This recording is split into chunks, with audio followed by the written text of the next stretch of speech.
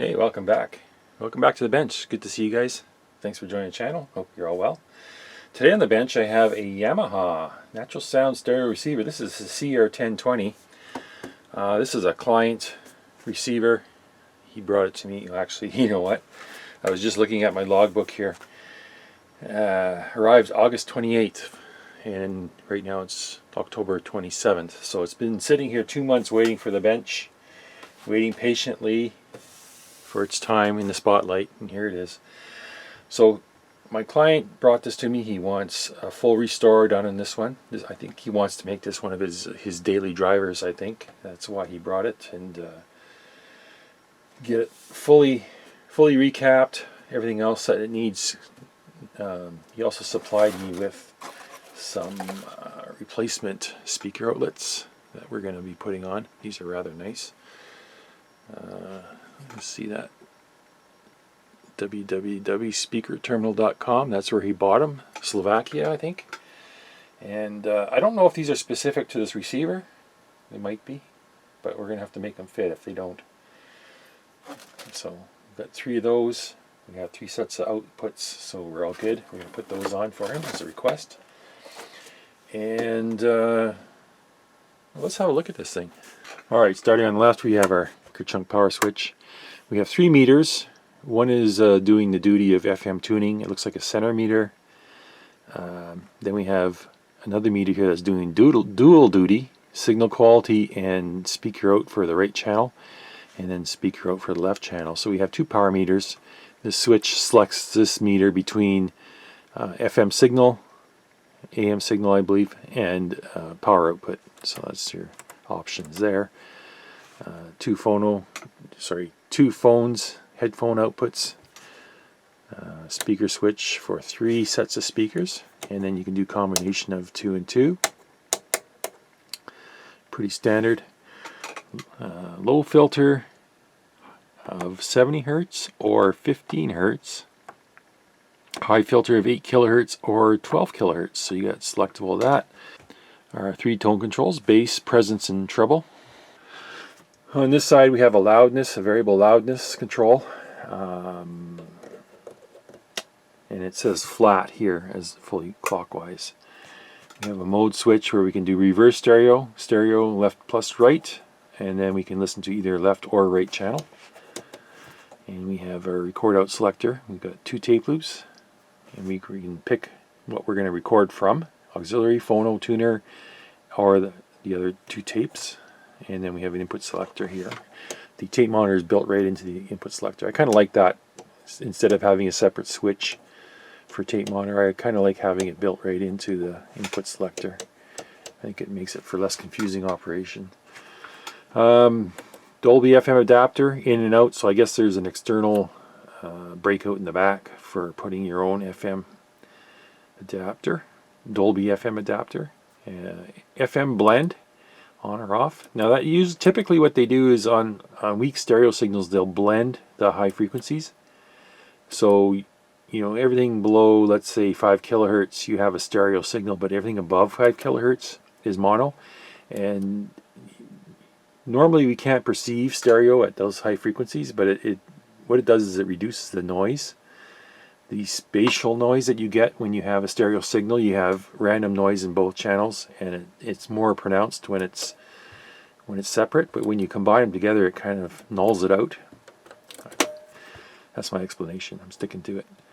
FM muting and OTS. Let's see here, on.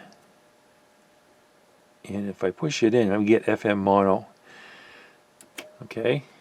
Tuner, we get a selection between AM and FM. We don't have it down here, we have it up here. And we have 2 phono inputs by this little switch. So when you switch it to phono here, you have a choice of turntable 1 or turntable 2, which is kind of awkward. I don't know why they didn't just incorporate it into the function switch. And then we have a minus 20 dB audio muting button. Balance control and volume are coaxial here, so they're both on the same control. And then their tuning knob with the classic Yamaha magnifying tuning indicator here. Okay, before I pull it out of the case, let's quickly look at the back. Got an AM bar antenna that's mounted up here. Looks like it's nice and secure. And then we have 2 grounds for our turntables.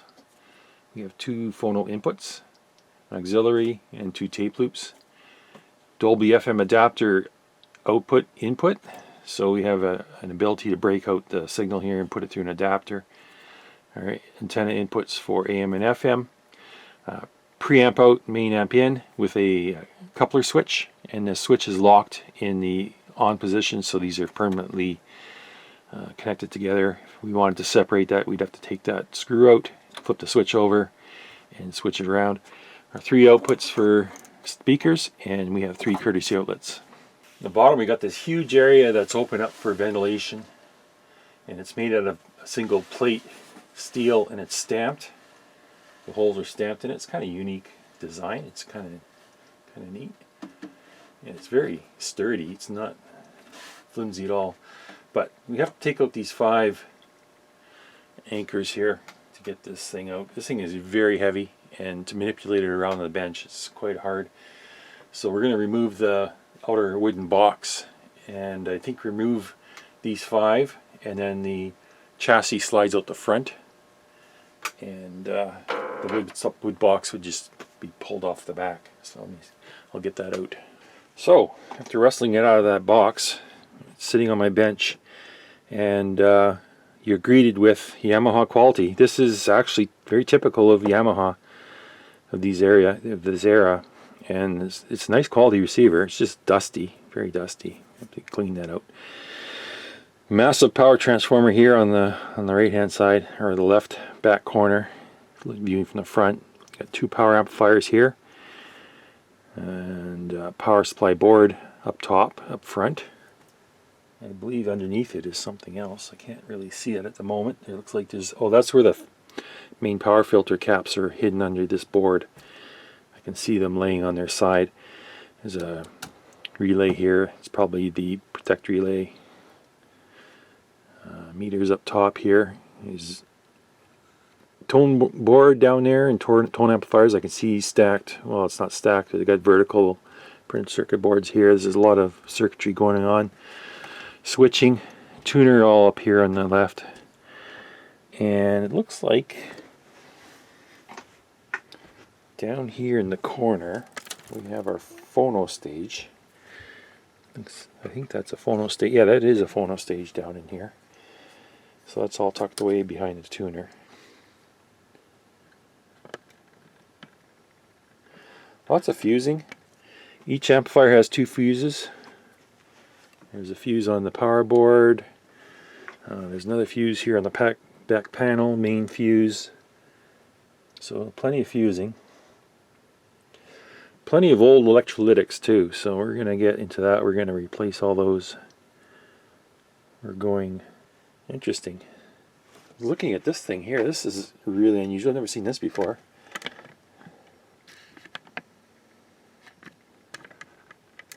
Check out this thing.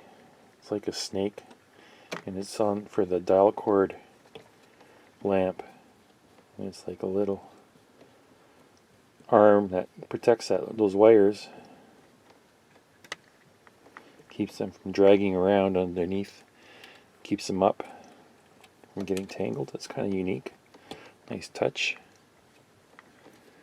on the tuning indicator. And then we have some switching that's going on. This is the Phono 1 and Phono 2 switch, and they carry the mechanicals all the way to the back here to this switch here to keep the hum down and the noise down. They keep the switch near the amplifier, and then they just run a long rod to activate that switch. That's cool. Volume controls down in there that all have to come out and get serviced. Okay, I think right now what I want to do is power this up and see how it runs. I don't think this has any issues. I wasn't told of any issues, but we're going to check it out and make sure that it's all working. Here's another look at the tone amplifier board from above. So everything down under here, I'm trying to move these wires out of the way. You see there's 2 stacked, or not stacked, there are 2 vertical boards here. those two. And then there's 3 more here. They're all loaded with parts. And this is all right with the tone controls. And we have our filter switches here on the left. And what else is here? A loudness control right down under here. So there's a lot going on here. This is all going to have to come out and get rebuilt. And I'm looking right now, I see 2SC1213, which is, yeah, some of these transistors are going to have to go. So this could be quite an involved restoration if we're changing a lot of transistors. This is right in the era where Yamaha was, or a lot of manufacturers were using those bad transistors. But we have to get them out now. Have a look at this. This is the mains power fuse. This is 120 volts mains here on this white and brown wire. And look underneath where the speaker terminal is. Looks like that pin melted right through the insulation. And it's just like a millimeter away from the speaker wire. This red wire here, no, this brown wire is mains, and this white wire is left channel of the A speakers. So that's kind of scary. It's just like half a millimeter away from them. We stabbed, maybe got melted, I don't know. But we'll have to address that.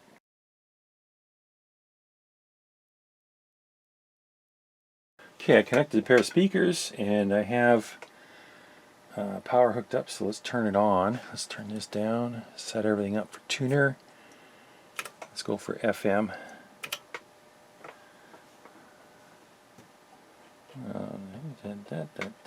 Speakers A, okay, let's go.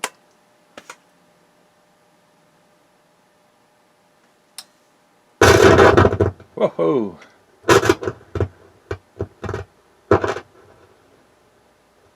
That's the left channel making a lot of noise. Seems like we have a broken connection because when I hit a certain spot, noise comes through. Okay, let's find a station. We're on stereo. Let's see here.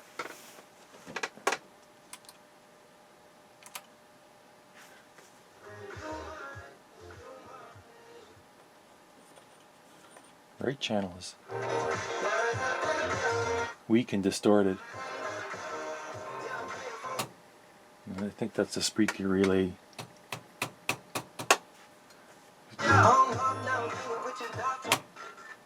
Yeah, speaker relays crap. So we're getting both channels. That's good. And we got very dirty. Well, we had DC on the volume, and now it's kind of settled down once the caps come up and live. Probably hasn't been turned on in many, many years.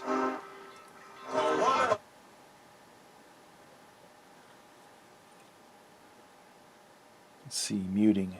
Where is muting here? Delays there. Me in both directions. The sonic mist tears.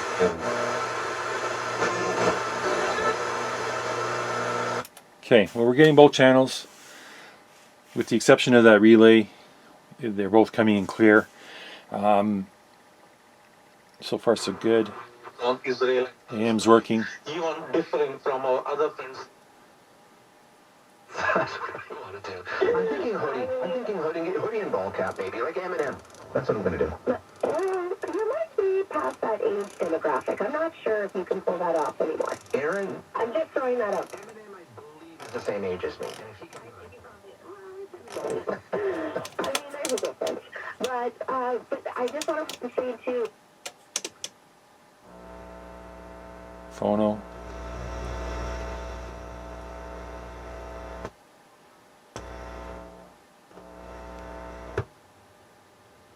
Okay, there's Phono 2, Phono 1. Quite a bit of noise in the left channel. If you can hear that noise. We have a That is the left channel. So if I go to the right, it's pretty much silent, a little bit hiss.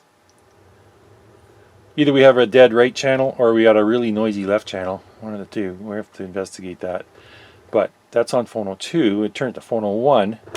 Things get worse. We've got a lot of humming stuff on both channels.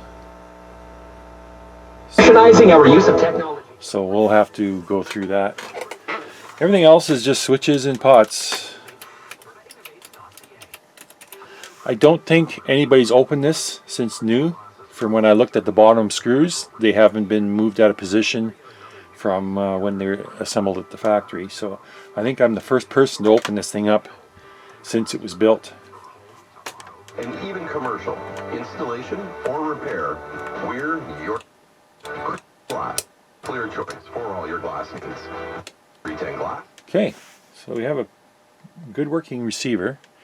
We just need to go through it and do a lot of cleaning and recapping and probably some transistors too.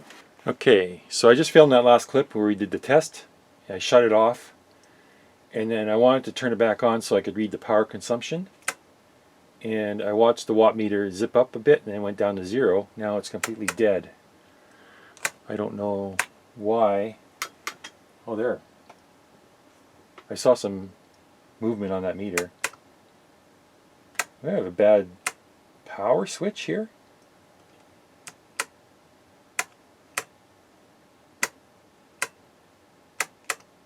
I'm getting little shots of power when I click it on, but I think the switch is bad.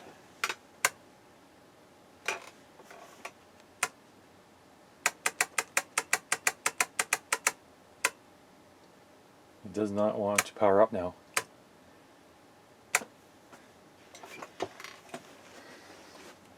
And it is plugged in, you can see that.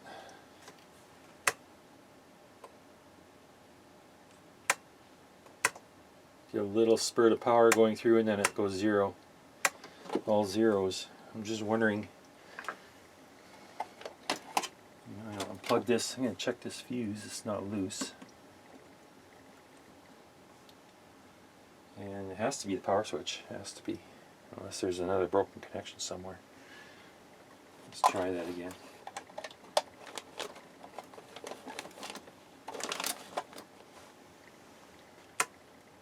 Nothing. Yep.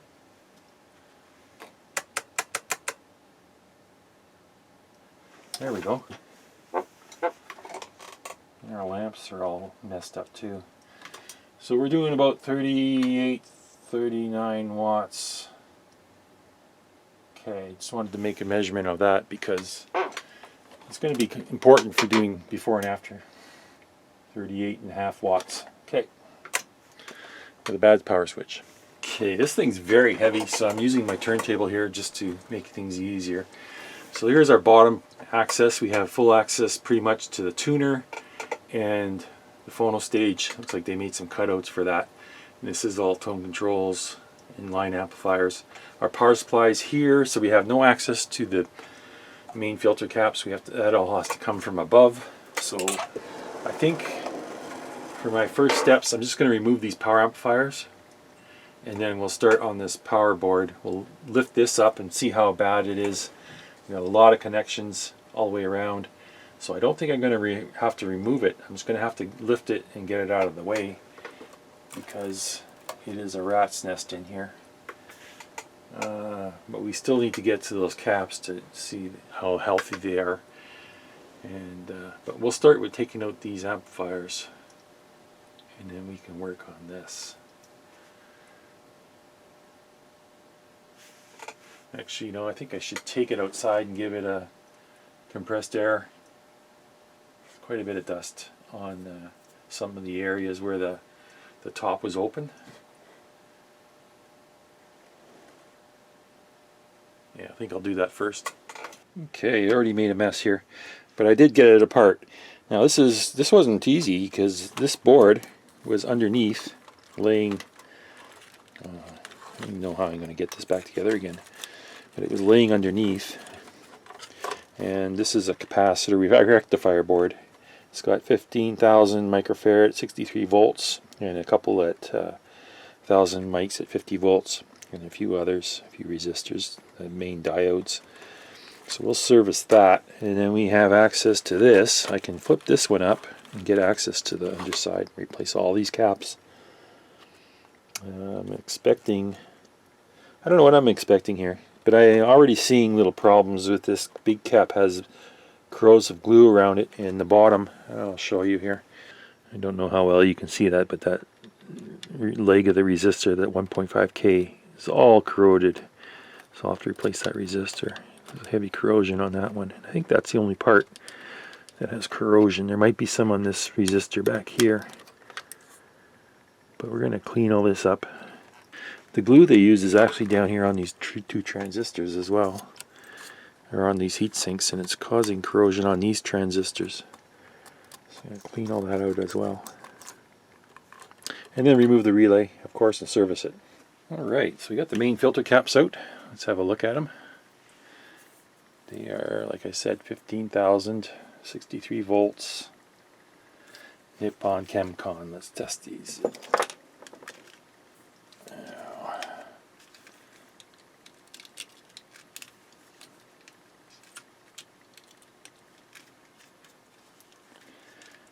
Alright, here we go. Actually, look at that. 14,000. What?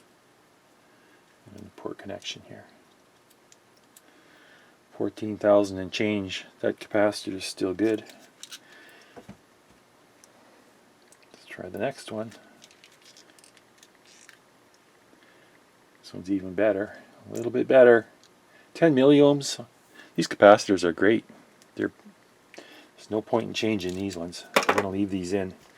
Okay, I'm just about done with the power supply on this amplifier receiver, actually. I just want to talk a bit about this power supply board, and a lot of common problems within these Yamaha receivers centers around these two boards.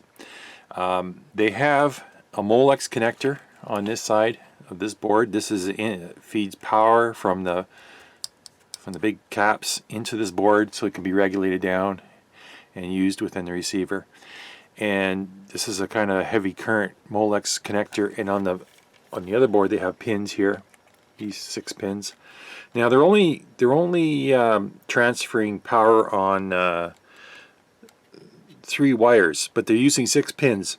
The common fault that happens is these solder joints will crack on the back of this board right here. And actually, when I opened this board up, and this pin here was totally cracked free from the board. The other 5 seemed okay, but you have to resolder all these pins regardless of their condition, and you need to resolder these pins on this board as well.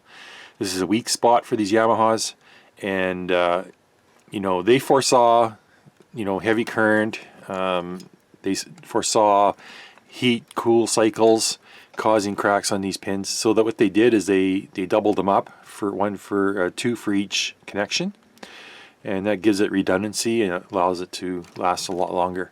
If they only used a single pin for each power wire, the failure rate of these would be a lot higher, probably 2 or 3 times higher.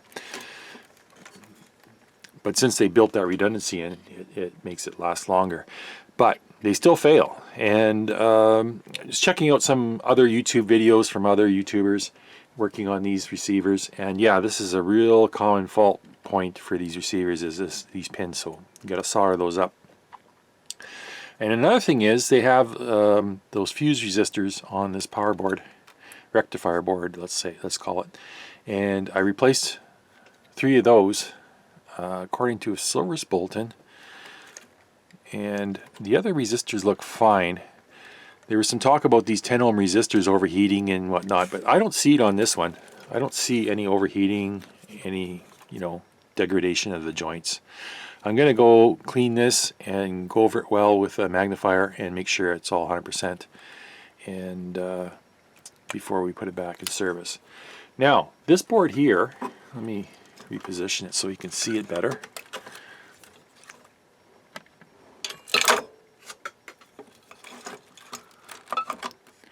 This board here I've totally recapped it, and when you recap with modern caps that are like fraction of the size of the originals, what that does is it opens up all this real estate here for air to flow. Before, it was quite packed with capacitors, large capacitors that would block airflow and prevent good circulation.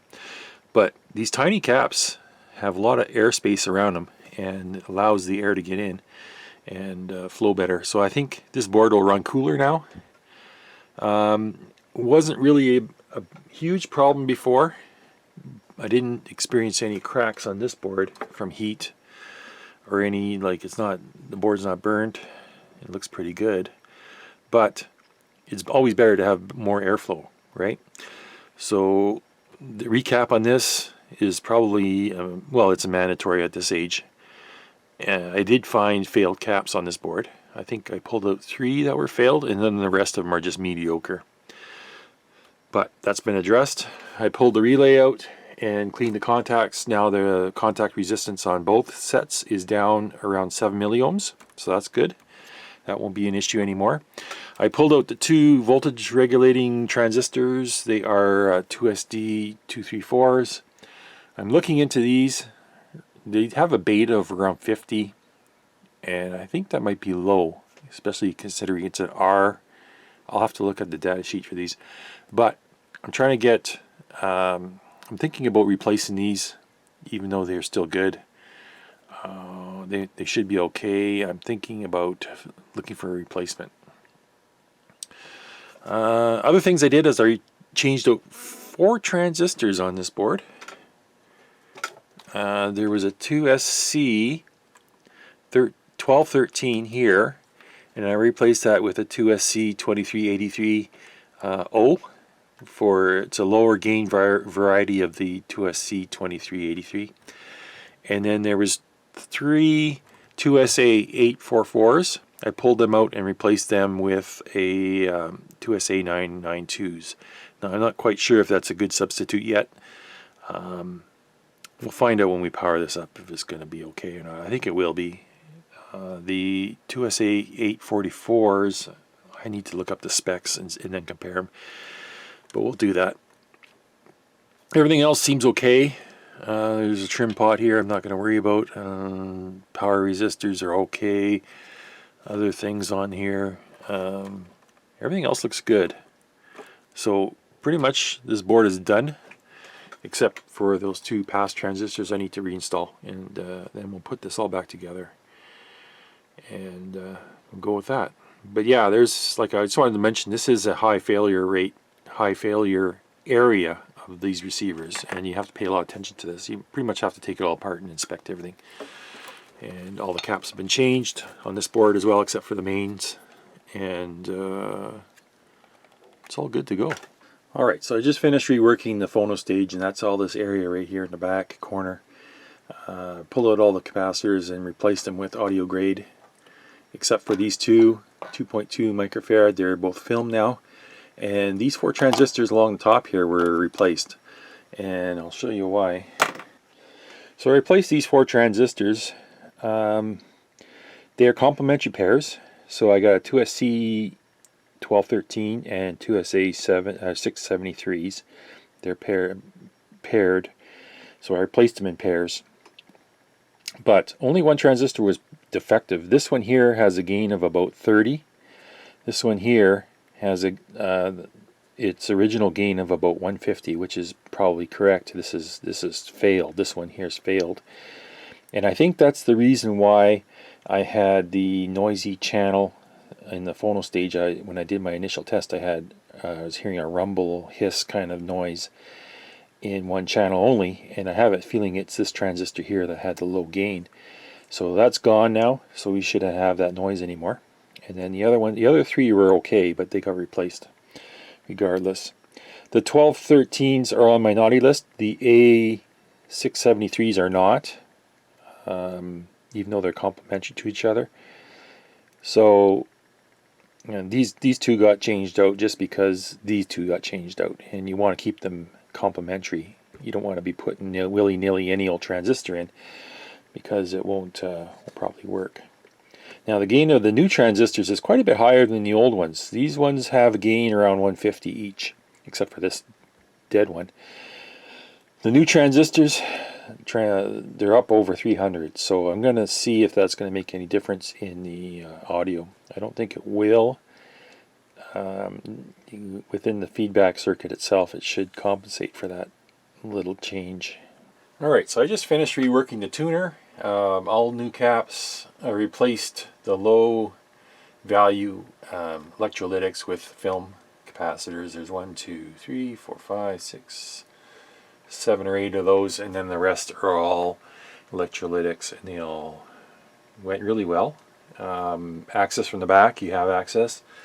Now I replaced also 9 transistors. These are 2SA 844s, and I replaced them with 2SA 992s, and there was 9 of those in this circuit as well, and I got all of those out because they were on my naughty list. And basically everything's, yeah, it just went well. So I'm done with this. I'm done with the phono stage, and now it's time to move on to the tone board and that big challenge. So the tone board's all in behind here, and I think if I, let's see here, if I get enough room I can push this back. It looks like there's enough room I can push it back about 1 inch, and from looking like here we got maybe 1.25 inches to clear before you can get the knobs out from the chassis. Probably what I'm going to end up doing is splitting the chassis. We have the tuning capacitor and all that up here, so what I usually do is on the opposite end of the tuning capacitor where the string is, I'll remove the screws or bolts or whatever and just separate the front panel from this, and just, even if it gives me 1/4 inch extra room, it helps. You don't have to disconnect any wires. I think you just remove the screws and just move everything a little bit that way, and then I can get this board out and start working on it. There's a lot going on here. Yeah, and the tone control will have to come out with this board because they are, well, I suppose I could separate them, but I don't really need to. Just put it all in one. If I can get it out back this way and get these knobs, the potentiometers out of the chassis, I can tilt it this way and bring it out, and then I can work on both sides at the same time. You know, have access to both sides. The big thing here is they have these modules. You see these modules, and there's 5 of them, and some of them have capacitors, some don't. Some have bad transistors on them, some don't. So it all has to come apart and get reworked anyway. So it's going to be a big job. That's going to be what I'm going to do today. Yeah, so this is what I was talking about by getting the board out, get it out the bottom. And I did need to split the front, take out 2 bolts here, 2 screws, and this loosens this up.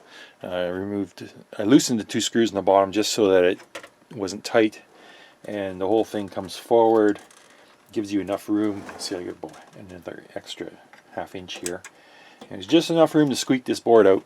And now I have to work this thing over, get access. I'm going to pull out each little module and rework it, and then put it back in, and then I'll do the pots and switches and the rest of it. So this will probably eat up the whole day here, so I'll get busy. I was working on these little modules here. There's 5 of them in total, and 3 different types. So I pulled out this module. This was mostly just transistors. These 2 C-1213s in the middle here, they're both defective. They're supposed to have a gain of about 150, but the one's down to about 80 and the other's down to about 70. So I yanked all 4 because they're complementary pairs, right? I yanked all 4 and I replaced them with this complement is a 2SC 945 and 2SA 733. Now I hand selected different transistors to get the gain. These gain of these 2 transistors are around 200, and same with these 2. They're all about 200, so that's what I replaced them with. And then for the 2SA 844s, another couple I found here, I replaced those with 2SA 992s again. So this one's ready to go back in. I just got to give it back a clean and scrub and inspection, and then I can put it back in. But these are pretty easy to work on, these little modules. You pull them out. They got 7 pins on them. You know, plus minus power supply, a ground. There's an input and an output for, because there's 2 channels here. It's pretty simple stuff. Okay, let's deal with this power switch. Now I had a look online, I couldn't find any. I went through DigiKey. You can't buy these switches anymore. These are like you just can't. I can't seem to find any. So we're going to open it up and see what we can do for it, because we have no other option right now, other than I don't know what my options are. So let's do this. So we got a screwdriver here. It's 4 tangs. Let's just open this up and see what's inside. I have a feeling it's just all burnt, crusty, crispy. Okay, let me get my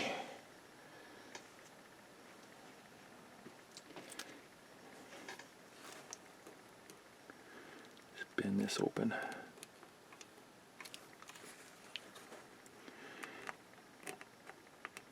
You're gonna want to be careful. Ooh, is that thing broken? You're gonna be careful here because things could fly out. So you want to open it up in a controlled manner. Usually, that's why I got the paper towel here, so that we don't drop anything. Okay, I can see a problem right now. Okay, there's our toggle device. These little have springs behind them. There's a spring inside there, and this little nub that sits on top, and it's spring loaded. You don't want to lose those. But have a look at this. Let me see. So what happens is a toggle switch. This thing, when I actuate this thing slides up and down, right? And what it does is it hits this little rocker plate. If you can see that. And either it's like that, open, or closed. See, and look at this one. This one's completely burned up. There's no contact left on this side. It's gone. So that's a problem. There's 2 switches here, and they're wired, looks like they're wired in series maybe, or parallel. Because I have a set of contacts here, set of contacts here. I got a white wire, red wire going to this contact, these contacts, and then I have, on these contacts, I have what looks like a single blue wire that connects them both. Okay, let's take this one out. See, oh, these aren't very good switches at all. They don't even have contacts. This one wasn't even making contact. Look at how that one looks. So you know what I can do? I can just reassemble this and just reorientate the levers, or the rockers. Now here's our there's a silver button here, and there's a silver button here. This one's all arced in black. So we're going to have to scrape this one down. Oh boy, I don't know how we're going to fix this.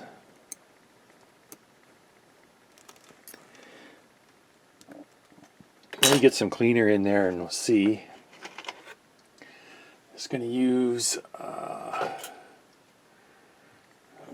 some zero residue contact cleaner. I'm just going to spray it in this one that's all charcoal. And give it a scrub. It seems like this one side was doing all the work and the other side wasn't.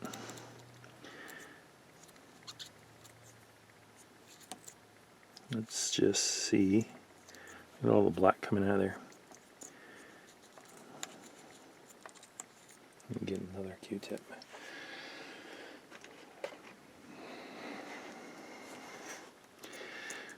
Probably what we're going to do here is we're going to reassemble it and we're going to make it work.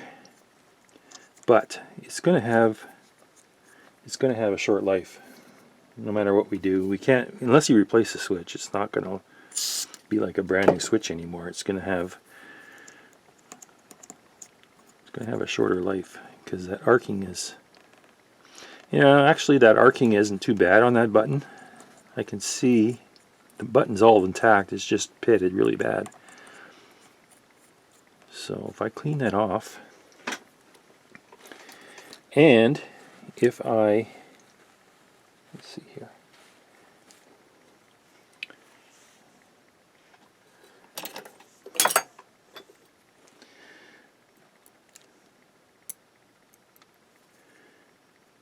clean this. Thing is, you can't use deoxit on these switches because they're power switches and they arc every time you open and close them, and the deoxit will not survive in that environment. Okay, we're going to put the good rocker arm here.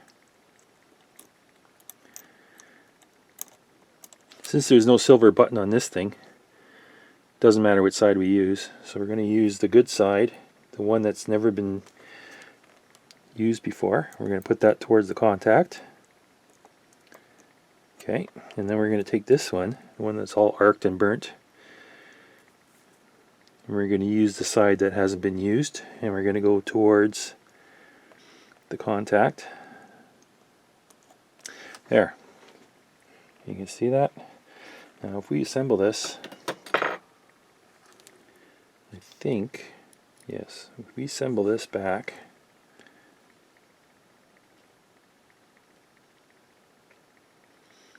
without falling apart, I think it did fall apart. No, not yet.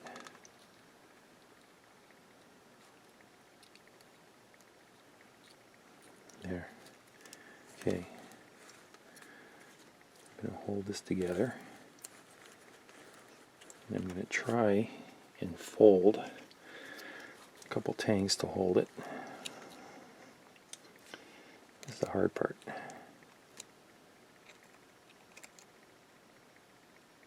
Put one there.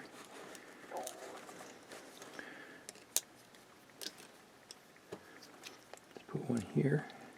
Fold this one up. Okay. Uh-oh, something's not right. Okay, I'm going to open it up again.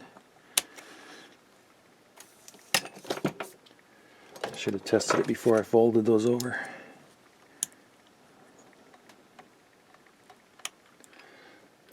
Back this out again.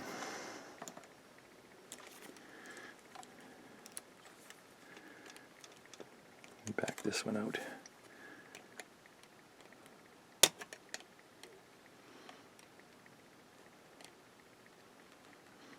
I might have installed the lever backwards, I'm not sure.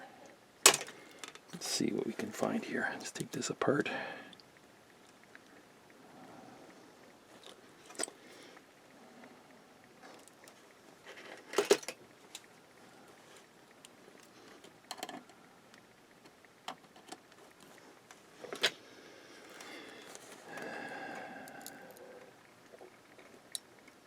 Yeah, something happened here.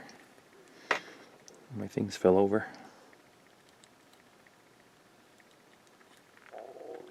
They need to be sitting down inside that.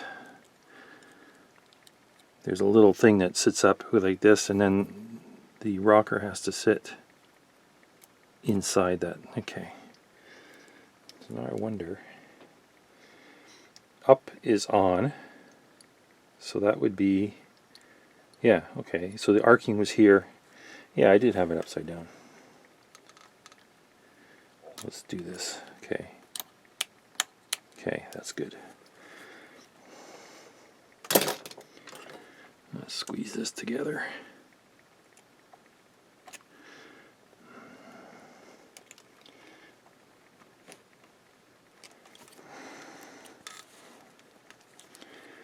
And hold it together because if I let go of it, it falls apart.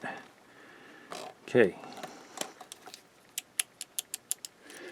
Let me get something on here and check contact resistance.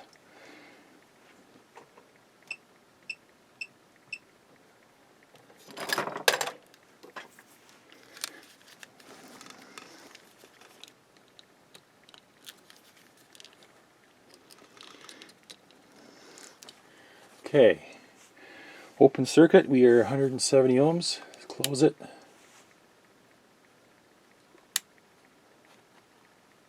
cool. We've got 2 kilo ohms. That's not right.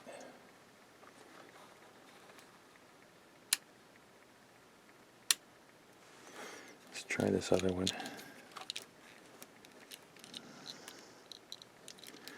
Let's grab it here, grab it here.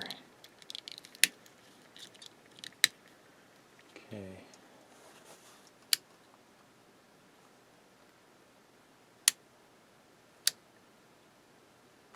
It's showing 1 ohm. No, we got 4 milliohms. Okay, that's what I want to see. 4 milliohms. I think as I work the switch, it'll probably get better because it'll just work itself in. Let's try this side again. Okay, I got, whoa, 29 milliohms. Open. 32. 28. Okay. So we're doing a lot better than what we were before. At least this thing will power up on its own now. It won't cause any problems for quite a while anyway, until that switch wears down again with all the power cycles. And then it's somebody else's problem 20 years from now. So, try and find one of these switches. Try and find one. You're going to go on eBay, find the same switch, but it's going to be the same age. Might be worn out too. And yeah, you're not going to be ahead by purchasing used parts on eBay. You got to find new old stock and try and find that switch somewhere, new old stock. Good luck. I don't know if Yamaha would help you out. I suppose they might. I don't know. Let me just make sure everything's secure and tight. Good.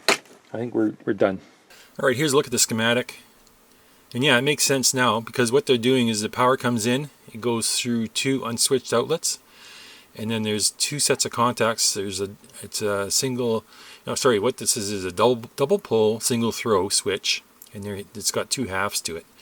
One feeds power to the amplifier, the other feeds power to your switched outlet. So that would make sense why these contacts here on this switch were burnt up. They were just worn out and dead. So what you could do is you could actually cut this wire here, the red wire, and attach the white wire to it, and just use the alternate switch. If you were in a bind and you didn't care about the switched outlet, you could actually just wire this switched outlet to one of the unswitched and have it powered all the time. But yeah, if you really had to use this, reuse the switch, just swap these wires. Swap the white wire onto the other lug here, and Bob's your uncle, and you're back in business. But yeah, try and find one of these switches in that configuration with the lever and the, you know, all that. Mine receiver doesn't have the power voltage selector.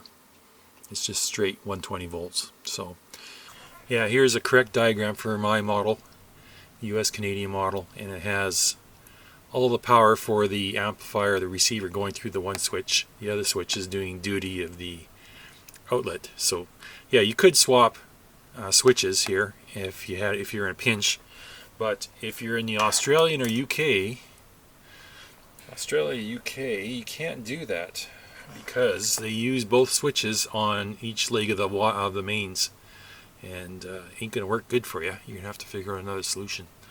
Okay, so let's do these speaker terminal connectors. So what I've done is I removed the main power fuse, and just so we can get it out of the way because it is kind of in the way. So I'm just gonna tuck this aside, and then we got full access to our connectors. Now they got these little caps on the screws. I'm going to pull these off because they're going to fall off anyway as soon as I remove the screw. I don't know what they put those on there for. To protect your hand if you stick your hand in here, but I don't think you want to stick your hand in here when it's the main power is right next to us. Okay, good enough. I'll get those screws out. Take out these. Actually, what I want to do first So I'm going to just clip these ground wires. They're running ground wires up from the bottom to connecting to each one. I'm going to clip these because they are in the way. Okay. Pull the screws out.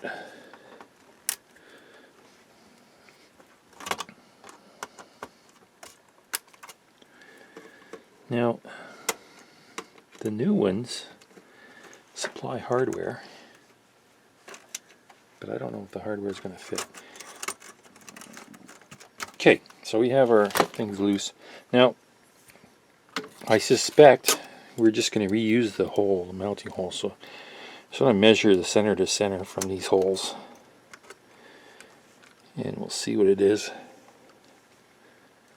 Yeah, it looks like 60 millimeters. And what is this?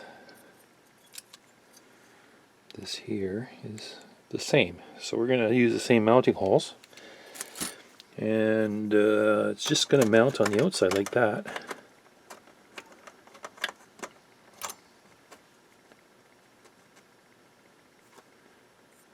But hang on, we need to figure out our hardware. Okay. Get this one out of the way. Let's pull this one out.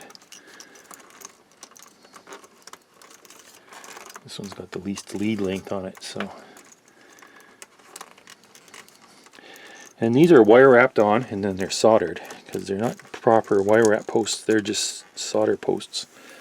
So let's cut some of these wires.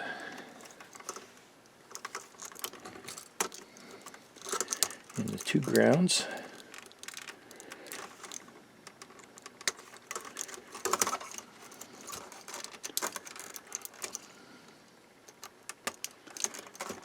And we're just about done.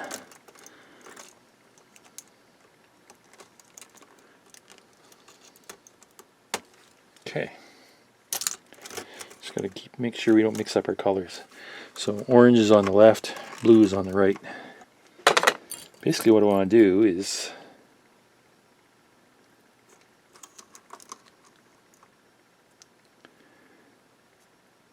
I think I need to take these out. See, these are machine thread M3, but I took out M3 self tappers. So I'm wondering, I could reuse the old hardware, or I could drill the hole out and use the new hardware. That's my choice. I don't know what I'm thinking here. Get this apart.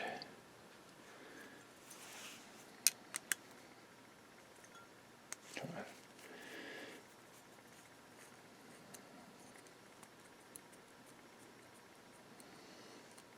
Okay.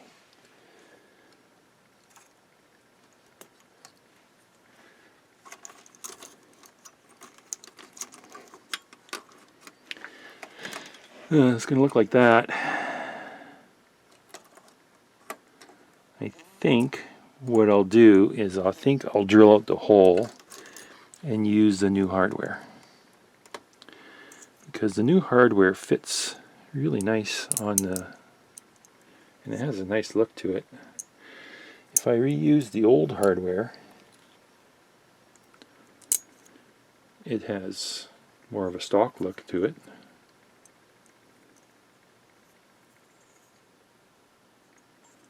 I don't know, what do you guys prefer? Threaded machine thread or self tappers? I think machine thread, it'd be stronger. I'm going to go with the machine thread. Okay, so let's do this. What we need to do is strip some of these wires. I'm going to strip these wires. I'm going to cut these off too because they're just flopping in my way. And I'll make note of where the colors are. White and red on the top row, brown and yellow on this middle row, and then we can do the orange and blue on the bottom row.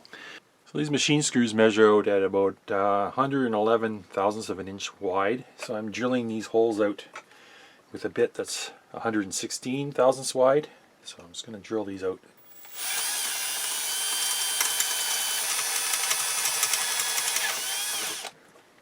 Okay.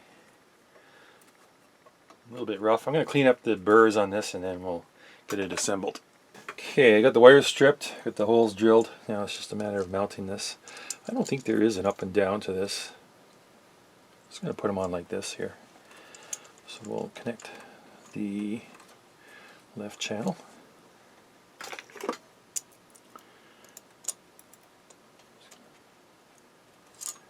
And the right channel. This here I'm going to connect, but we're not going to solder the grounds yet. Just going to connect them and leave them there so they're not forgotten. Okay, let's get the other channel.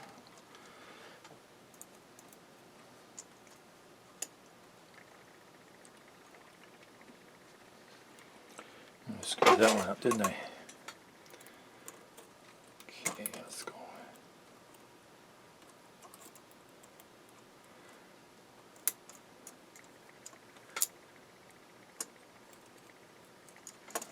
Oh boy.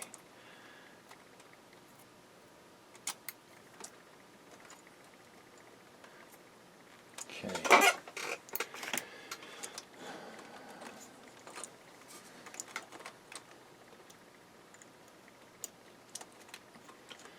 Okay, let's solder this up.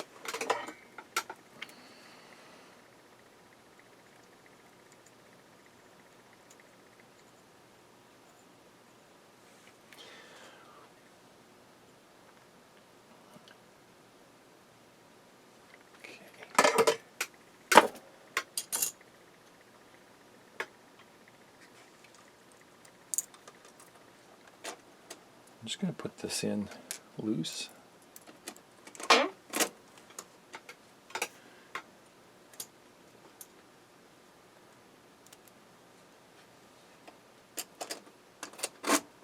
Okay.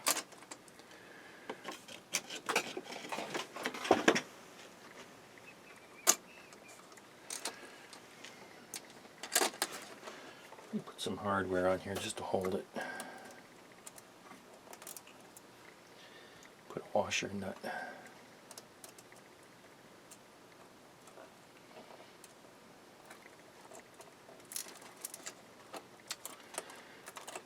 Like I said, my day is not going well today.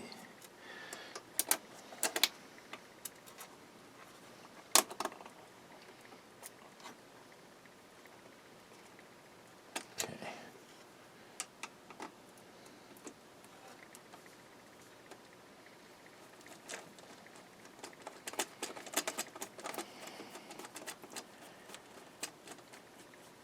Okay. Now, number 2. We have brown on this side.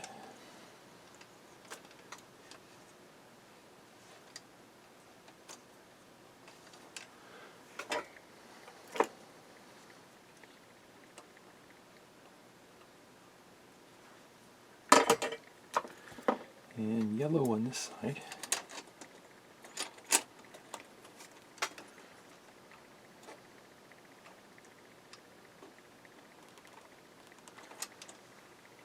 Pretty easy stuff, this changing these out. It's not,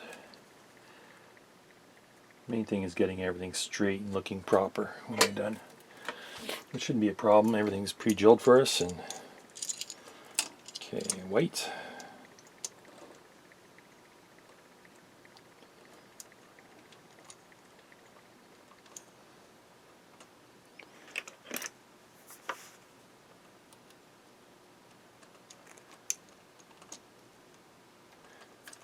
I have a feeling my client bought these specific for the Yamaha because they seem to just bolt right in and fit.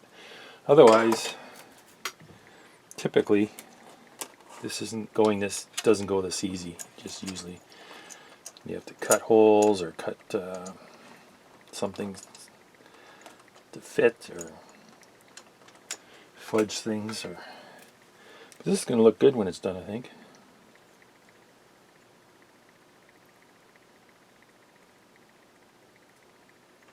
Okay.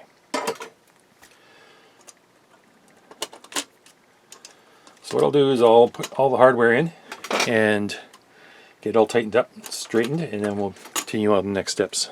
Alright, so we just need to finish wiring the grounds, and I have some 20 gauge bus wire here that I stripped. This is a, it looks like a stranded core wire that's been flowed with solder. That's what it looks like to me.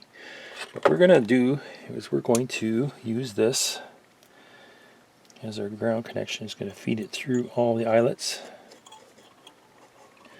Basically just the same way it was done with the original wiring. So let's just get this down through here. Can you see anything? Oh yeah, I think so. Just going to take and bend the end up. I'm just going to crimp it a little.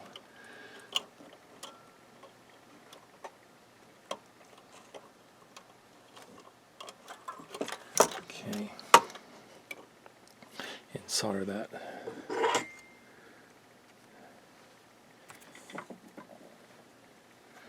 See if I can solder this without burning anything. Come from below. I think this is in your way. Yeah. Okay.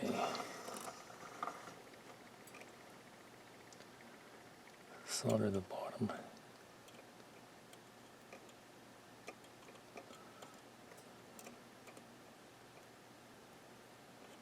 Okay. I did melt it a little. Solder the middle one.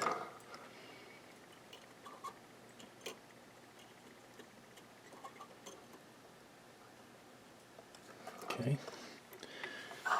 Fold this one over and solder it. Let me cut this first.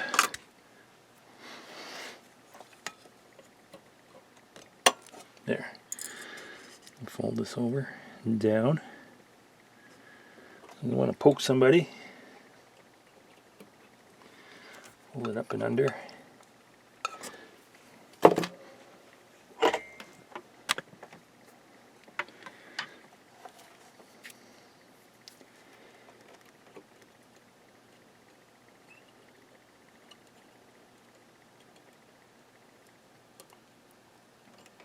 Okay.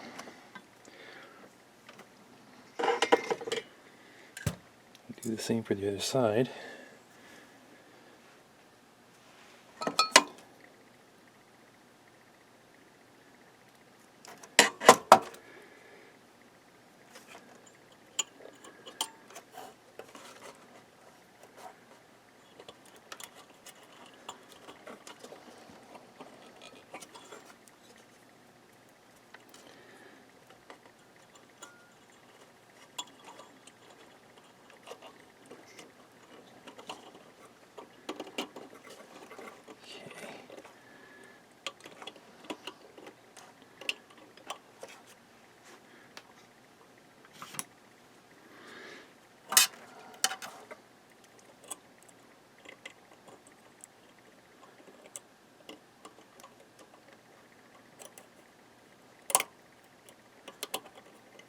There we go.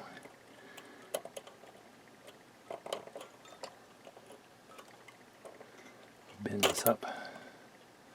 There, and then I'll just fold that so it doesn't drop. Okay.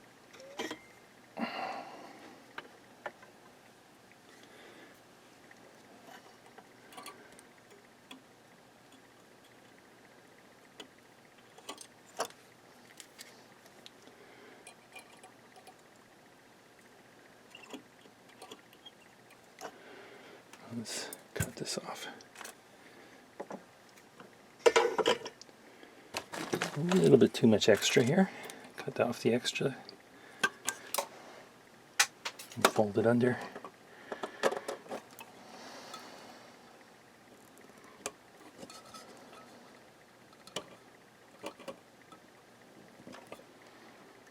There we go.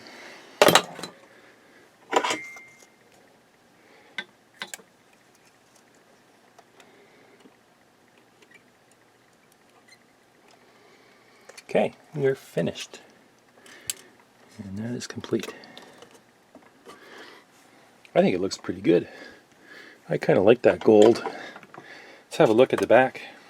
And there it is. It's all connected. Now I'm not keen about how close they are together, because if you get a stray strand on your speaker cables, let's say you're using holes and you get a strand, it could short out. But it gives it a nice look, and it gives it an updated look too. It gives it a more modern vibe to it. So I like that. It's a good upgrade. All right, let's carry on. Now this switch here is known to cause problems because it sits in one position for years and years, decades, and the contacts oxidize. And then if you ever happen to flip the switch in the other direction, it won't work because it won't make good contact. So I'm going to remove this switch and give it a good cleaning, because it's a known cause of channel cutting out, or one channel doesn't work, you know, that kind of stuff. So I have to remount this fuse holder. What I did is I cut a piece of insulating sheet to make it as a cover for the fuse holder, and I'm just going to put it back together.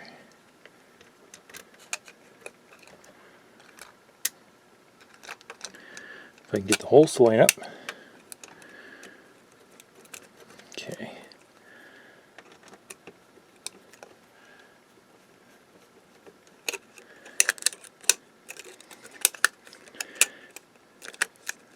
Oh, I completely missed that. Let me try that again.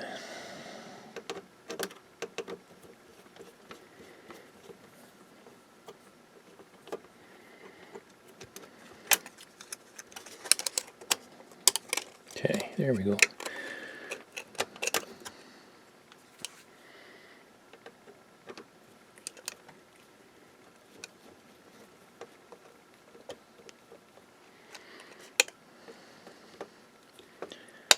There, got a little cover.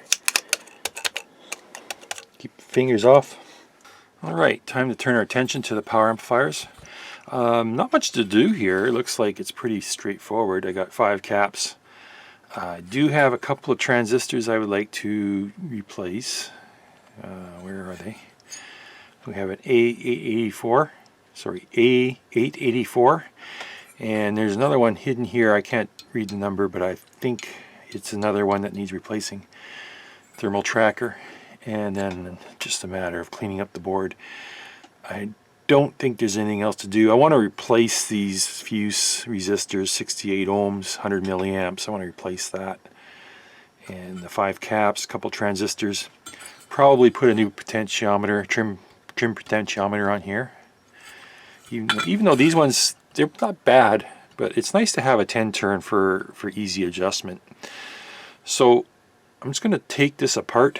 What I'm going to do is, what I like to do on these Yamahas is I like to desolder these where those rivets are, the transistor socket. Just unsolder these 3 and these 3, and then the board just lifts out.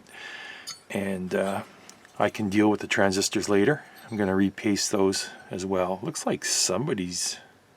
No, those are all original. Yeah, I've noticed that nobody's been in this thing before me. So this is the first service it's had since it was built. So yeah, we're gonna eliminate some of these weak parts, and I'll go through and check resistors. What else I need to do here? I think that's pretty it. Basic stuff for this amplifier. It's not very complicated. And give it a good clean and then put it back in service. So I'll get started on that. Alright, finished going through both amplifier boards. Replaced the 5 caps. I replaced 2 transistors, a 2SC-2240 on this one and a 2SA-992 on this one. I replaced the fuse resistor and I replaced the trim pot. And I think that's all the work I did on these. Just checked resistors, gave it a clean. Everything looks good. Check for solder joints. Everything's good that way. So this can go back on. Now, you pull these off. You see right down on the bottom, I don't know if you can see this, it says NPN down here in the corner, and it says PNP down here. So that PNP coincides with the two SBE 5555. So how does this go? It goes like this.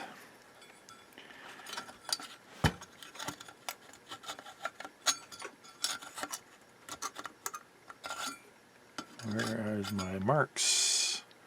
So that's PNP. Yeah, there we go.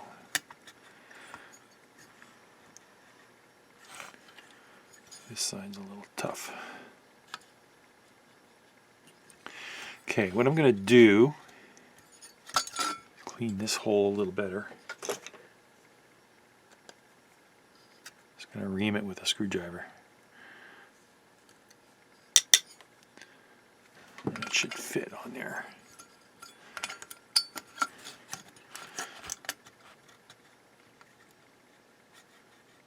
There we go. Okay.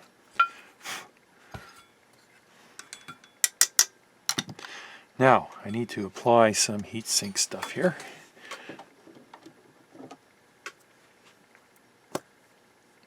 So let's use a stick, get a little dab. Don't want a whole lot, just enough to make contact. Put a little blob on the back side of that transistor.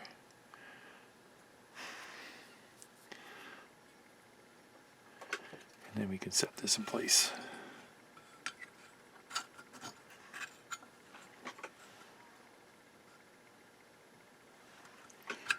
Pull back on this a bit.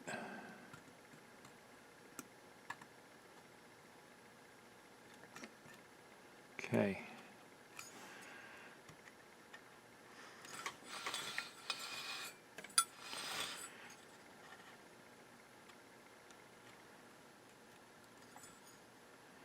So you want the board flat with the heatsink. You don't want it at an angle like this, which it seems it wants to do this. So I'm going to have to tack one of these down.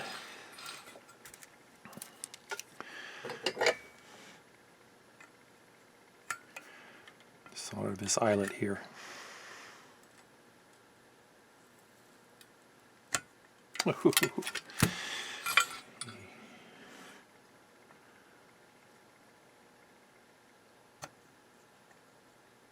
Okay, just leave that for now. And then make sure it's aligned properly. I can tack one more, tack one on this side.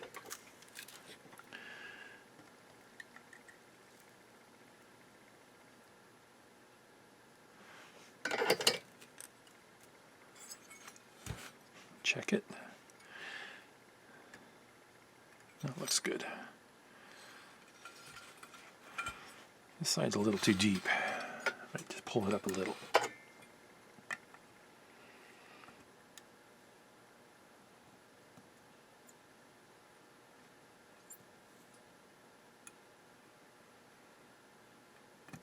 There, just a little bit, like a millimeter or so. Just so they're even. Everything looks good. Well,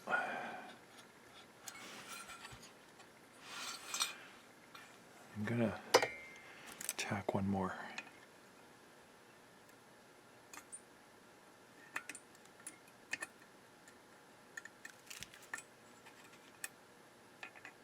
Okay. I can do the rest.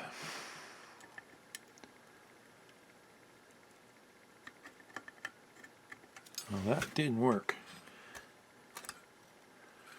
That one flowed down the leg. I'm going to have to fix that one after.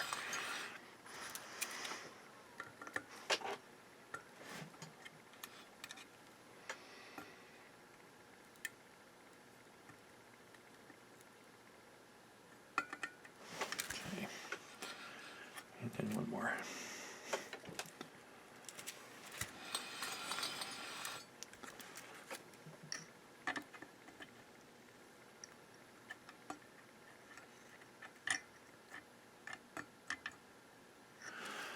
Okay, inspect the back side. This one flowed down, so I'm going to just invert it and heat it, get it to flow back. There it goes.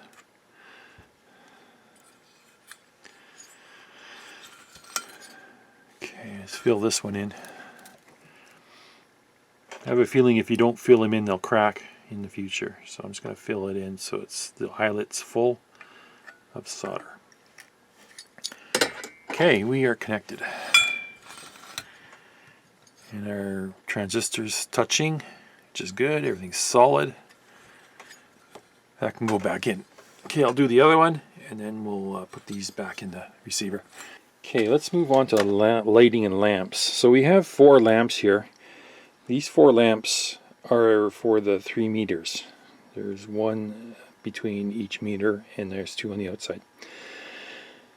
These are wired in a series parallel arrangement. We have 2 lamps wired in parallel here, and 2 lamps here wired in parallel.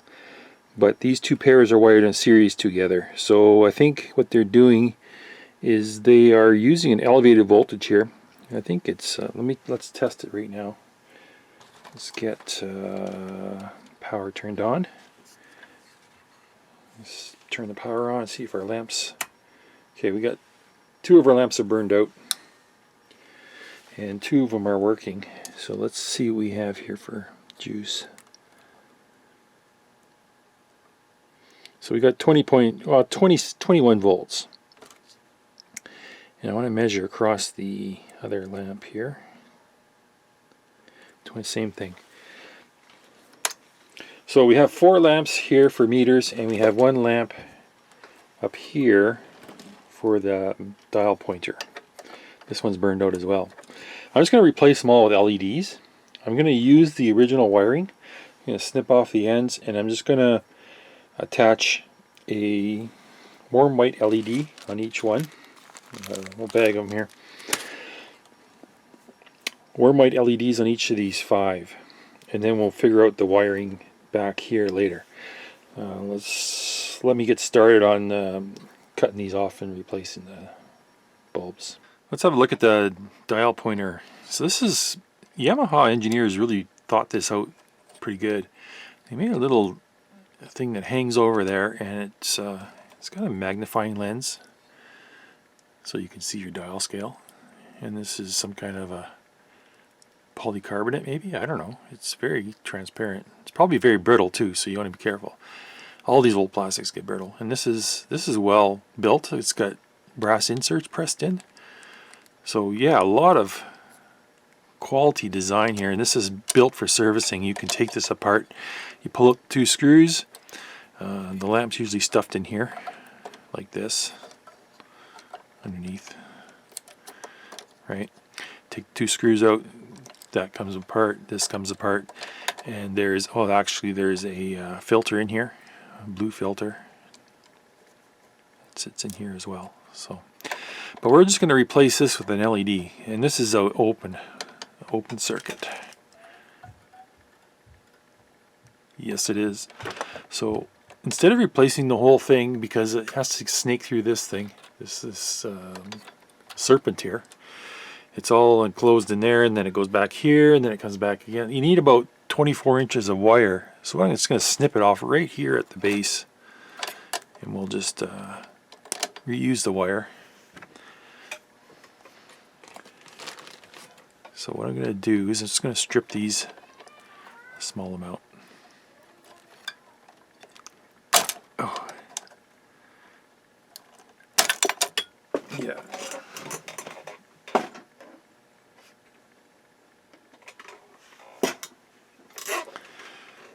Put that aside before I break it. Put the whole thing aside. Okay, I got my 2 tinned wires. I'm going to put some heat shrink on them. Just a small amount, probably about 4 or 5 millimeters. So we've got very limited space inside this pointer mechanism. We don't have room for a lot of splicing and stuff. So let's take our iron and tin those.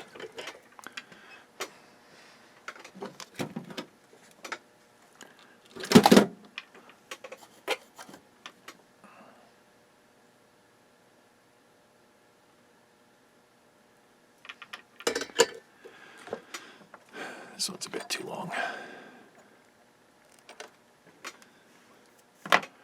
Okay, take our LED. This is what I'm using. I haven't had any failures of these yet, so I'm pleased with them. So the long one's a positive. Let's cut the long one off. About that long. Let's tin this.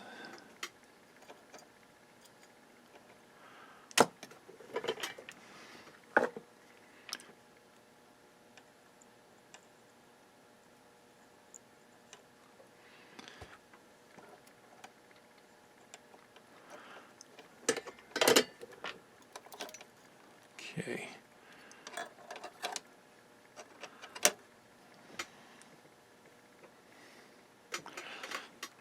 So I'll just attach the red to the positive, only because it makes sense, and then it's easy for me to remember later.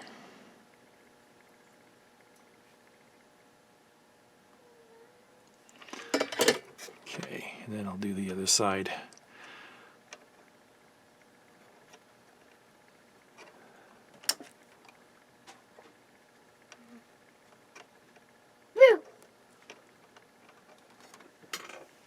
Oh, you're a pain.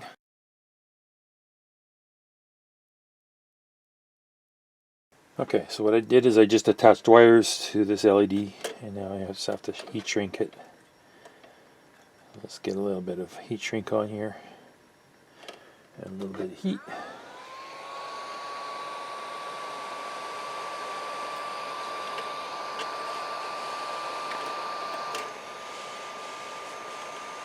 That's good enough.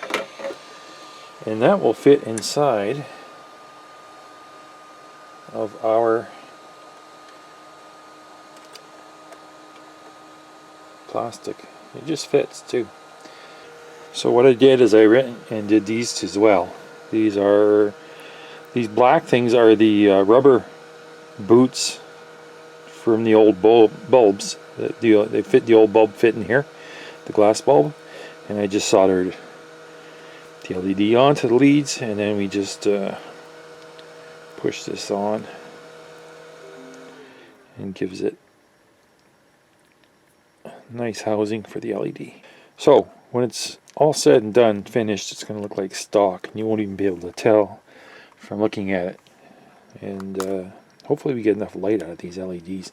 I'm going to have to color them green or something, because they're missing the oh, maybe there's green filter in there already. I can see green. Yeah, I think the green filter's in there. So it's just a matter of populating them with the LEDs, and away we go. Okay, now what I need to do is rewire this, because these are still wired the old way. What I have to do is remove all these wires. I have to wire these four all in series. Supply with 21 volts. I'm going to use a 1K dropping resistor for these four, and for the other one, the dial lamp, drop from 21 volts to one LED. I'm going to use a 2.2K, and this white, see this white ceramic resistor here, this 3 ohm, sorry, it's a 3 watt 180 ohm resistor. That's the dropping resistor for this lamp here. So I'm going to remove this, and I'm going to replace it with a 2.2K, and that'll supply that lamp with power. And then I'm going to rewire this so they're all in series, and I'm going to use a 1K dropping resistor for these four. So let me get busy on that, and then we'll come back. Okay, they're all wired in. Now I made it, the resistor, dropping resistors, so that each LED has about 8 milliamps of current going through it. And let's turn it on. We got all our lamps, including this one, which is good. Let's see what it looks like.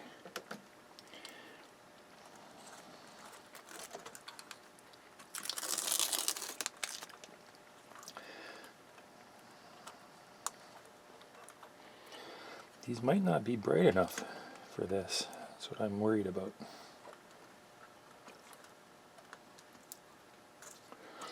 That one wants to push through.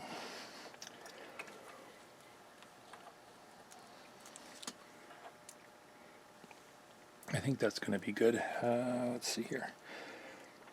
Let's get some more lights off.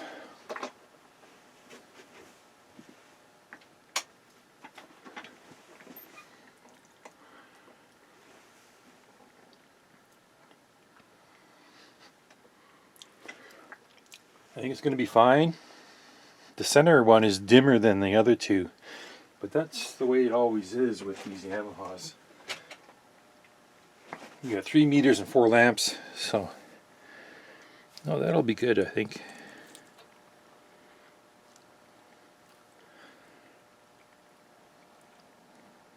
Okay, so I'm going to carry on assembly here. Okay, up until this point, I've been working on everything else except for the power amplifiers. The power amplifiers were worked over and then reinstalled, but I didn't reinstall any fuses in them, so they're dead. I've been working on this here. This power supply has been giving me fits. I had a couple problems when I initially powered it up. I had one cap on the cap board underneath that was installed backwards. I don't know how I missed it. Don't ask, don't tell.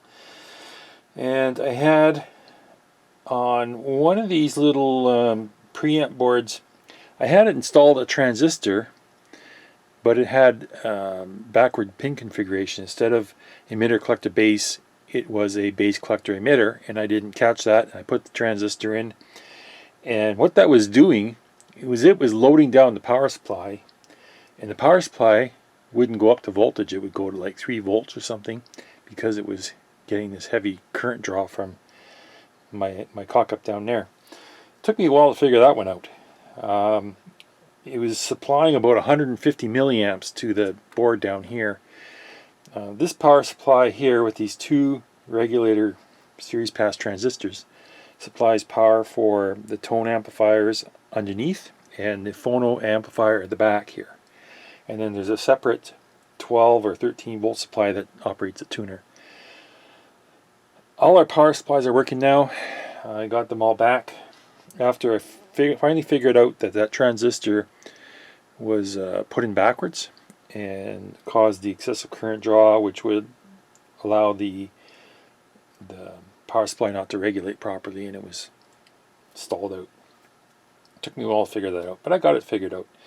And then we got the lamps done.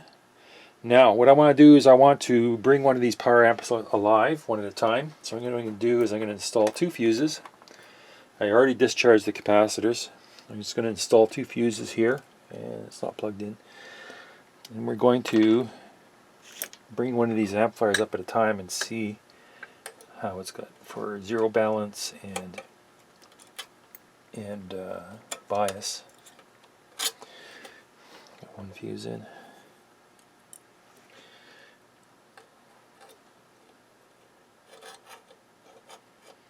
Okay, both fuses are in. There we go. Let's hook up our meter for zero balance right now. We're going to connect it to the speaker output.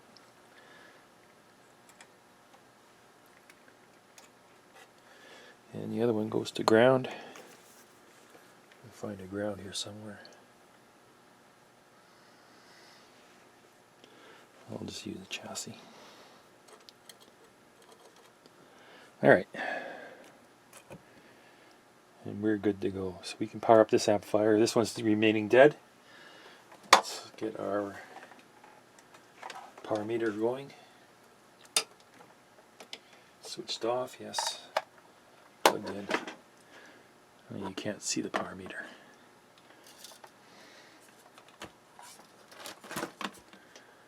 I don't know if you can see that. Don't know if you can. I'll read it out to you. Okay, let's turn it on. See if it pops.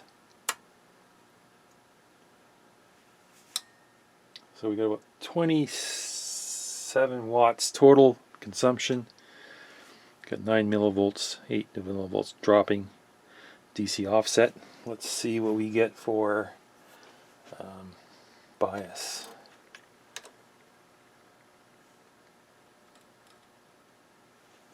Okay, so that should be our bias. Let me shut this off for now. I want to check, and I'm going to check the service manual, make sure I got it correct. I think it's 10 millivolts, but I'm not sure. Okay, I was correct about the procedure and the value. So we connect a voltmeter between points test point 1 and 0. Test point 1 is they brought a there's a little thing here that says TP1, and what it is they brought that up to the top so you can connect something to it. And 0 is the speaker output. So we're measuring between the test point and speaker output, which is be across that one emitter resistor. And they want 10 millivolts. So we got that dialed in. Let's turn this on. And we're on millivolts now. And we are getting nothing, absolutely nothing for bias. Because this is millivolts, so that's, where is my screwdriver? Right there. Let's do this. See if we can turn this up.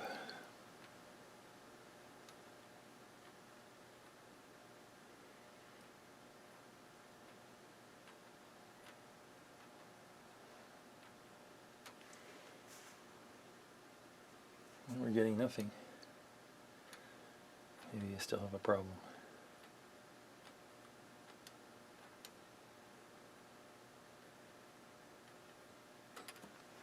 The power is at 28 watts.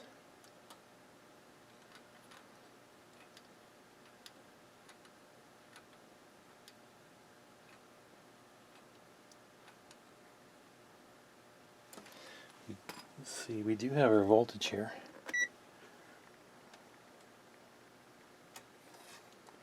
I'm going to check for.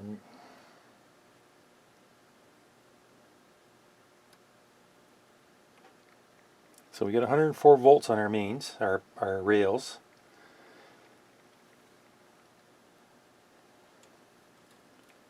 We should have. Maybe we had a bad connection. I'm not getting any bias. Let's power up the other amplifier and see if that one's working. We'll drain these caps and then we'll put those fuses in for the other one.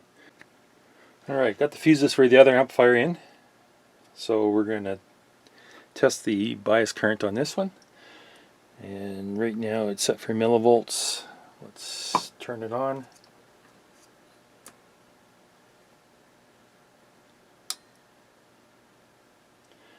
Drawing about 30 watts, a little bit more, and we still have 0 millivolts here.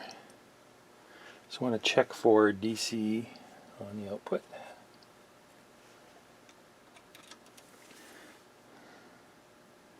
About 20 millivolts. 20 is not bad.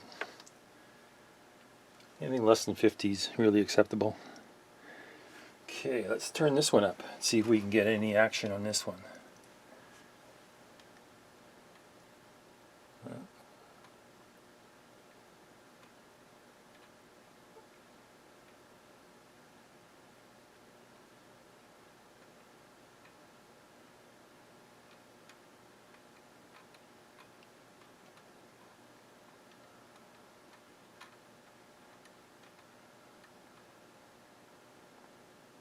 Yep. Something's not right here.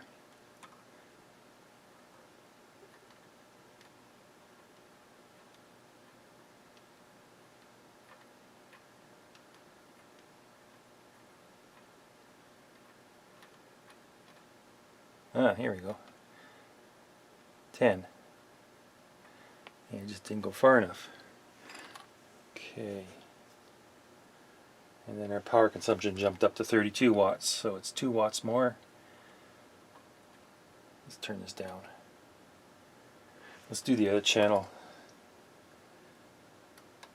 I don't think there's a defect. I think it's just maybe the trim pot.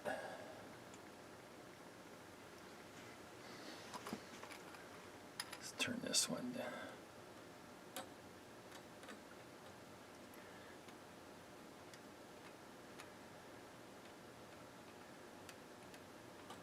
These 10-turn pots can be really deceiving.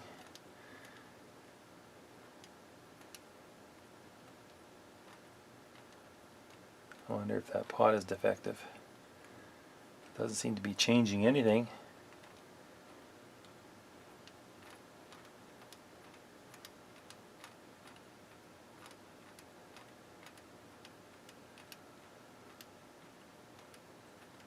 I have a problem on that channel.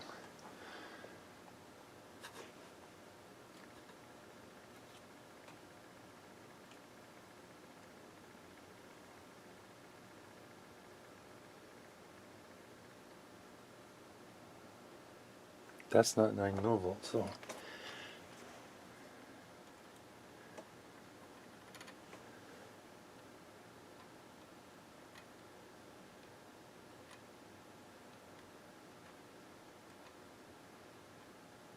that's 10 millivolts. 34 watts.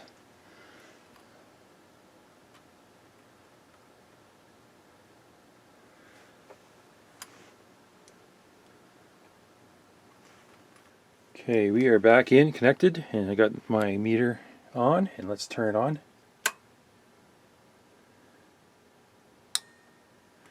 And let's try adjusting this.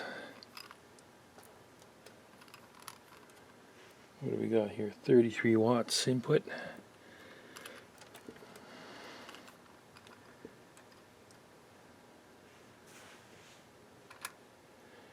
Okay, it's going up.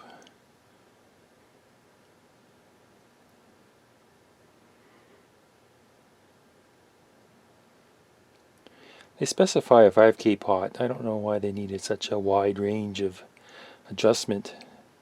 They probably could have got away with a 2K. Okay, that's 10 millivolts right there. I'll let that idle for about, let's say 10 or 15 minutes, and then I'll check them both again to make sure they are spot on. Turn this one down. It seems to be climbing as it warms up. Yeah, you know what? This trim pot is bad. If I touch it, it just jumps all over the place. I'm going to change this trim pot. I don't see any bad connection. Really weird how it's so jumpy.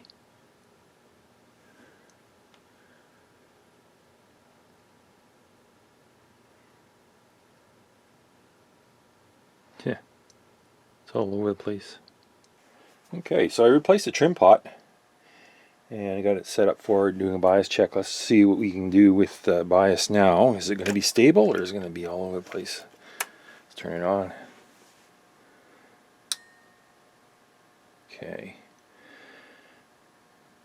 We are on millivolts, so let's try adjusting this.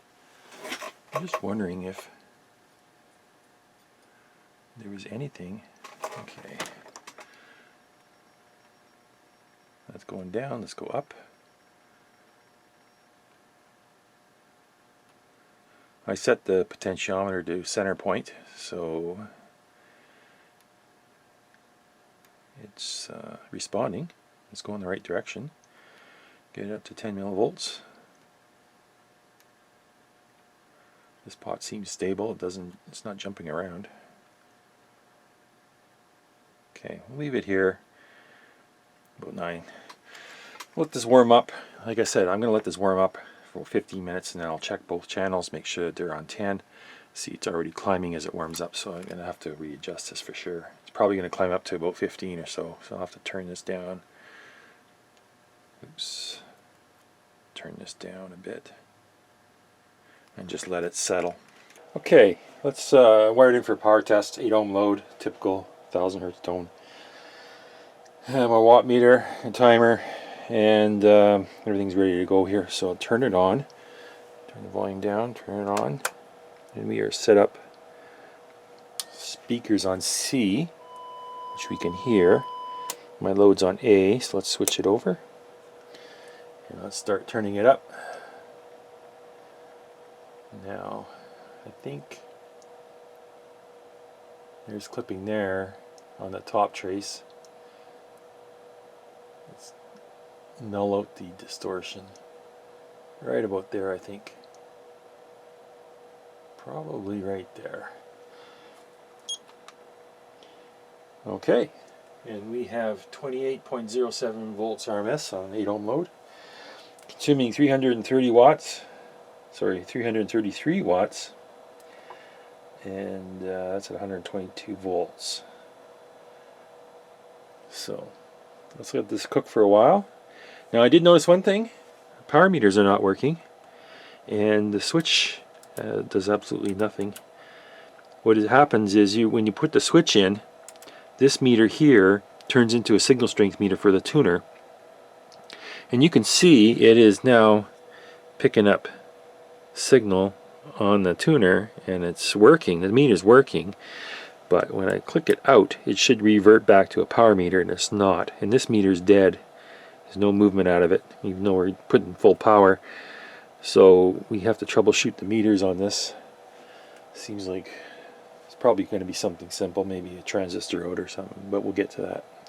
But let's get through this right now. So we're at the 1 minute mark. I'll shut up and we'll just wait.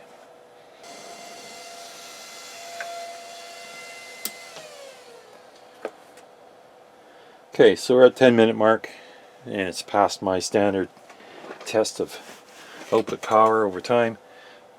So let's see. I think the heat sinks are doing really well.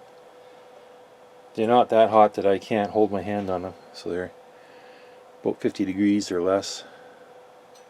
It's done very well, so I'm going to shut this off. And we are going to... one thing I noticed that the power slipped from about 333 watts down to about 325 watts. So we lost power, sagged a bit when these heated up. So it's good. It's not going to run away on us. And it's interesting to know how it regulates itself when it gets hot. Everything's good. Let's do a little bit of square wave tests. So here we go with 1000 hertz square wave. That's looking pretty good. Bass cut, bass boost, and flat. Mid-range cut, mid-range boost, and there's flat, and then treble cut, treble boost. Scratchiness there. I think the pots have been treated. You just need to work them now. And there's flat. This is the loudness. So if I turn, it's set for flat right now. If I turn it down, you can see the effect it has. It quiets the signal, and it compensates.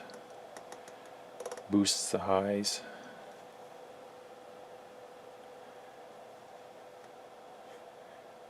And I think it boosts the highs and boosts the lows, and then it compensates. There we go, back up to normal. Alright, low cut. We got our 15 hertz here, 70 hertz here, so you see the effect that has. Both channels are equal. High cut filter.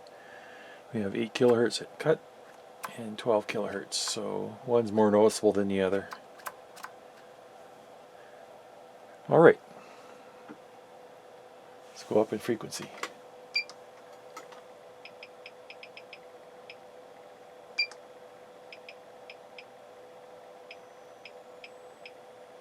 There's 10 kilohertz.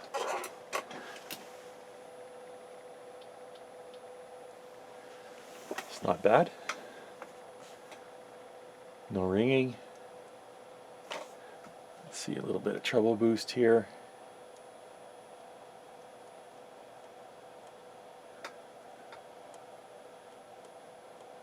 So that's 12 o'clock, and that's the 1 o'clock position. There's pretty much a little bit of a boost there.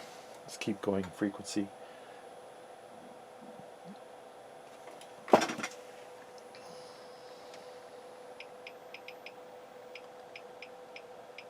$20 kilohertz. And we're starting to lose our square. Rise and fall times are starting to show up.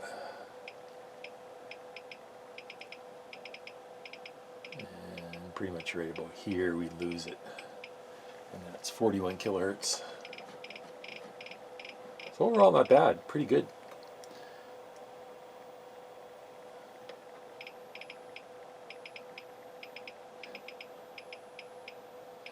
But you notice as I go up and down in frequency, the rise and fall times stay the same. They don't change. So that's a function of how fast the transistors can switch on and off. But if I go down in frequency, you see the slope remains the same, the width changes.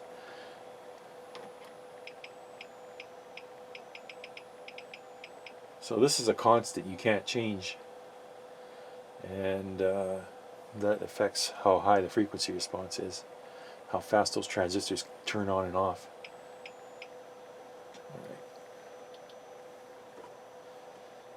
When we go down, we're at 6 kilohertz now. 5, 4, 3, 2. And you can see below 10, 15 kilohertz, it really doesn't have much effect on the signal. So it's a fairly good amplifier. It's going to sound good. I'm going to shut this down now, and I'm going to troubleshoot the meters. Just about there. Just about there.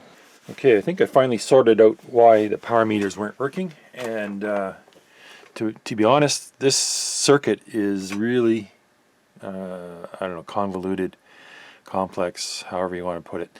So what we have here is we have our speaker output signal right here on this part, and this part comes from below, and the speaker relay down here, and the signal comes in here and here, and it heads out to the headphones, and it also heads into this little buffer amplifier. Now they have an arrangement here where they have the signal coming in, 220k resistor cap, and then they have this connection that runs over to this other board. These two transistors shunt anything to ground when they're turned on. So there's the earth connection, and these are the collectors, and these transistors are turned on, it's actually shunting to ground. So what that does is it mutes the signal going in here under certain conditions. Now I couldn't figure out what conditions this was until I looked at this circuit a little more carefully, and there is a line here that is called T, and this line was high and I couldn't get it to go low, and the reason why is because the T line goes to the tuner, believe it or not. This little circuit here, this is the other end of the T line that comes in from here. Actually, it goes out from here.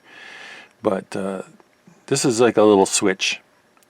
And we have, on this line, we have 12 volts. We got a 1K dropping resistor, and still around 12 volts. Because this consumes very little current, less than 1 milliamp. This line here, from this side, goes to the tuning knob, and it's a shielded, isolated line that goes to the tuning knob. The tuning knob is isolated from the chassis, so that when you touch the tuning knob, you're essentially touching this line, and you're going through a 3.3K resistor, a capacitor, and into this circuit. What this circuit is a touch sensor for the tuning knob. And I was getting on this line going out, I was getting 7.5 volts all the time, regardless of how this touch sensor works. But if I look here on the schematic, it says it should be at 0 volts when it's not touched, and it should be around 10.7 volts when it is touched. Okay, and I was getting 7.5 volts all the time, and I couldn't figure out why this circuit was turning on without anything touching it. And I replaced transistors.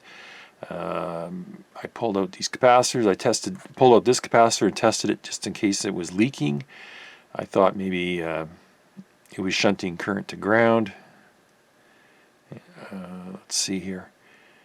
Yeah, so what I did is I took this circuit apart and tested everything. Everything is fine. I couldn't figure out where this 7.5 volts was coming from on this circuit. And then I cleaned the back of the board really well, and bang, there it was. It dropped down to 0. Now I don't know if I had a solder bridge here somewhere on one of these 3 transistors or one of these 3 capacitors I changed, but whatever I did when I cleaned it broke it free. I think I had a resistance path between some of the pins on the flux, and when I cleaned it, it broke free. Now it's working, so we can demonstrate this now. Now before I fixed this wasn't working at all. It was stuck in the mode where the center meter was showing the signal strength, and I couldn't get it to go off. Now I'll turn it on. We'll test it one more time here. So it's turned on, and I'm monitoring the voltage on that T line, and it's 70 millivolts approximately. When I touch the tuning knob, it jumps up to 9.8. So now the circuit's working. Before it was showing 7.5 volts all the time. And now I can touch the tuning knob and it toggles between off and on, which is good. And if we look at the meters, if you can see this, the center meter is our tuning meter. So that when I touch the center meter, it switches to tuning strength on the station. And when I let go of it, it is supposed to be power meter now. So tuning signal strength, power meter.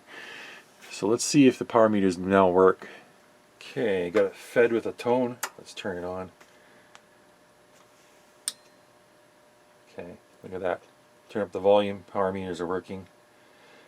When I touch the tuning knob, power meters quit and I get my signal strength. That's how it's supposed to work.